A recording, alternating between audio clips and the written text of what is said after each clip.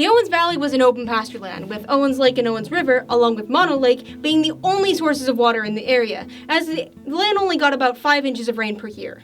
The Desert Land Act of 1877 made it possible for settlers to take advantage of the drier landscape, setting up new farms and ranches and starting new lives.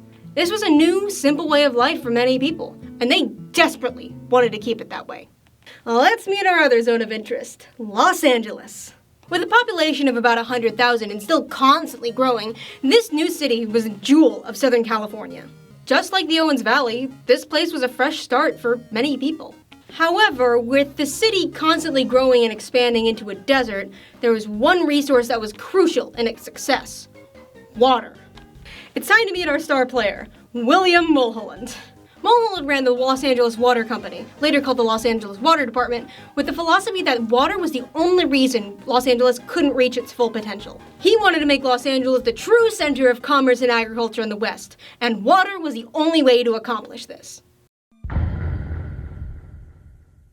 One of the first things Mulholland did to gain more water for the county of Los Angeles was to illegally capture all the water rights from LA to the Owens Valley, blocking the Bureau of Reclamation from stopping him. This included brilliant acts of corruption, such as paying off one of the engineers of the Bureau to give him insider information on how to steal more water rights. He even offered to buy the land himself to give the water rights to the county agency he ran. However, in order to get the rights to actually deliver the water, the citizens of Los Angeles needed to actually want it. So, what did Mulholland and his associates do? Dump reservoir waters into the sewers to create a false drought, of course.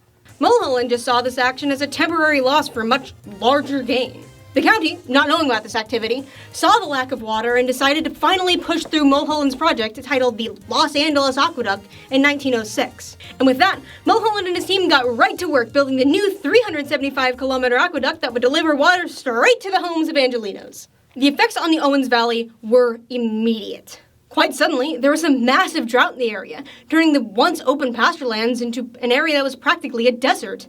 Although the citizens were affected, the farmers and the ranchers of the area were greatly affected, with their entire lives being suddenly uprooted. There was barely any water being allowed for crop production and cattle, with the only remaining water being mostly rationed off for drinking usage. But Los Angeles didn't use that much water, so why did it all dry up so quickly?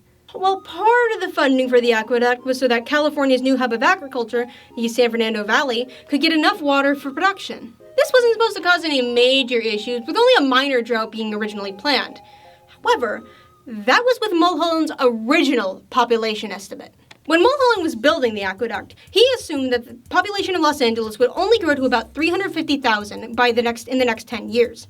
However, in that time, the county of Los Angeles had grown to over 1.2 million people. In order to make sure the San Fernando Valley had enough water for agriculture, and to make sure that LA County had enough water, Mulholland needed to come up with a new plan, and fast. He first tried to get more water from the Colorado River, but both the Arizona and California governments blocked that immediately. His next solution? The Owens Valley.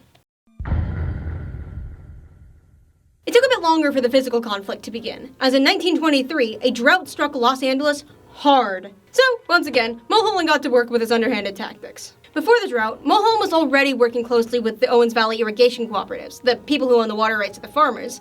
And after the drought, he decided to buy all of them out. With more water rights successfully stolen and in his pocket, the aqueduct was flowing again, which means Los Angeles had water.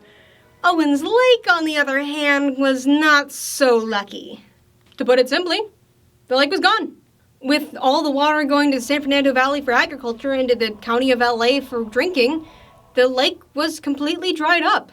The people of Owens Valley had enough, finally deciding to take this conflict into their own hands. They were fed up with their main source of income and their homes being completely dried up by Los Angeles. In November of 1924, about 40 men planted 500 pounds of dynamite along one of the diversion gates, successfully blowing it up and transferring water back to the Owens River.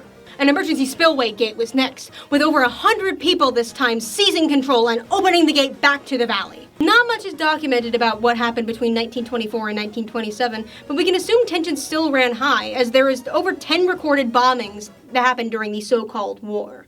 The end began with politics. The local bank, which had been quietly selling out the valley's water rights, suddenly collapsed in 1927 due to outside pressure from Los Angeles County, leaving the economy in shambles. Entire communities were wiped out by this collapse, with farmers and ranchers suddenly having to sell their land in order to stay alive. Los Angeles took advantage of this, of course, buying out most of the remaining land, and by 1928, Los Angeles County owned over 90% of the water rights within the Owens Valley. And with this acquisition, there was no chance farming could ever return to the valley, and the community finally conceded. This conclusion was not one many people wanted from this conflict. Los Angeles still pumps surface water from the Owens Valley, and in 1970 began pumping groundwater as well. Mono Lake and the Owens River still exist, but with climate change and LA's growing population, that may soon change. As for Owens Lake, it's still mostly gone. It recharges every once in a while, but it can't be used due to its high salinity and chemical content. The once rich pasture land is now nothing more than a desert, with agriculture still being unable to return to the area. We can try diverting more water from Mono Lake and the Owens River to use for agriculture, but Los Angeles still has a claim to it. There are other ways to solve this issue, like implementing sustainable agriculture practices in the San Fernando Valley and decreasing LA's population.